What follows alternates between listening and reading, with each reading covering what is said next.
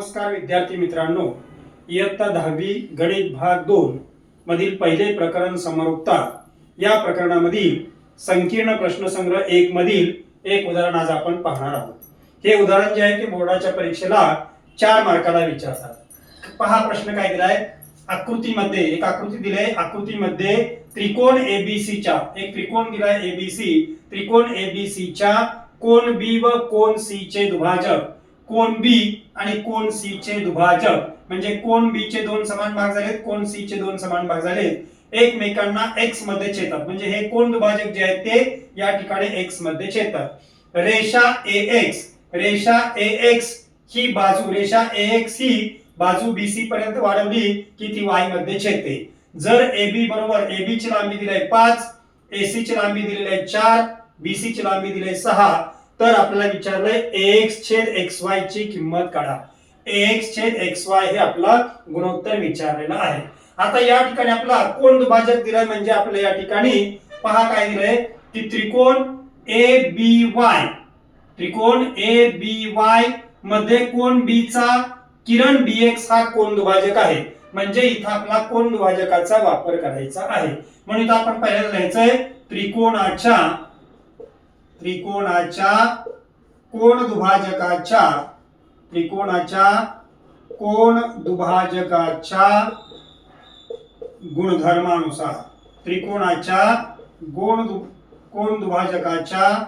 गुणधर्मानुसार मग आता त्रिकोण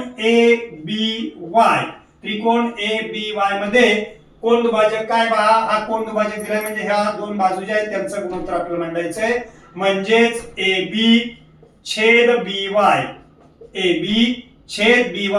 बरोबर याचे दोन भाग झालेले आहेत ते आपले एक अंशस्थानी एक छेदस्थानी मांडायचं आहे AX छेद XY हे विधान नंबर 1 मिळेल आपल्याला।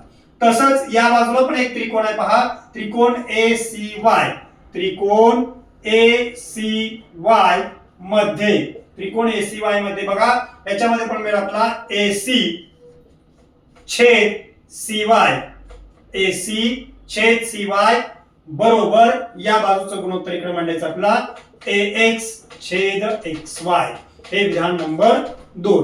आता आपल्याला दोन विधान मिळालेत, या दोन्ही विधानामध्ये डाव्या बाजूला बघा काय दिलंय आणि उजव्या बाजूला, तर याच्या दोन्ही विधानांच्या उजव्या बाजू समान आहेत म्हणून इथे लिहायचं आपला समीकरण 1 व 2 वरून, समीकरण 1 व 2 वरून मग काय होईल 1 व 2 वरून की डाव्या बाजू सारखे आहेत म्हणजे डाव्या बाजू आणि उजव्या बाजू सारखे आहेत म्हणून आपण लिहायचं 1 मधली डावी बाजू AB छेद BY बरोबर 2 मधली डावी बाजू आहे AC छेद CY बरोबर उजव्या बाजूला आपला AX छेद XY हे दोन्हीकडे उजव्या बाजूला समान आहे म्हणून डाव्या बाजू समान होतील अशा प्रकारचं मिळेल। इथं आपला AX छेद XY चं गुणोत्तर काढायचं आहे म्हणून आपल्याला इकडे या दोघांची आपला बेरीज करायची आहे या दोन गुणोत्तरांची म्हणून इथं आपण वापरायचं आहे समान गुणोत्तराच्या सिद्धांतानुसार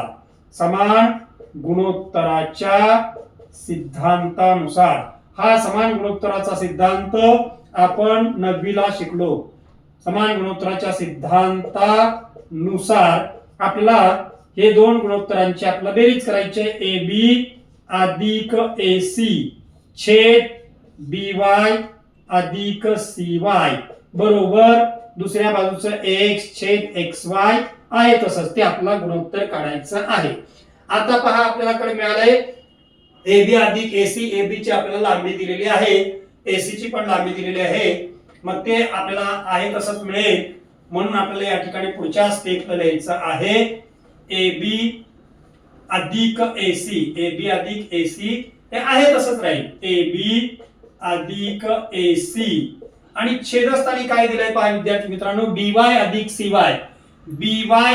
CY म्हणजे ही पूर्ण बाजू मिळेल आपल्याला याची बेरीज म्हणजेच BC मिळेल आपल्याला BY अधिक CY म्हणजे BC बरोबर AX छेद XY आहे तसंच। आता AB ची लांबी आपल्याला दिलेली आहे ती मांडू आपण या ठिकाणी म्हणून 5 अधिक AC ची लांबी दिली आहे 4 छेद BC ची लांबी दिली आहे 6 बरोबर AX छेद XY आहे तसंच। आता पुढच्या पायरीला 5 आणि 4 ची बेरीज होईल 9 छेद 6 बरोबर x छेद xy.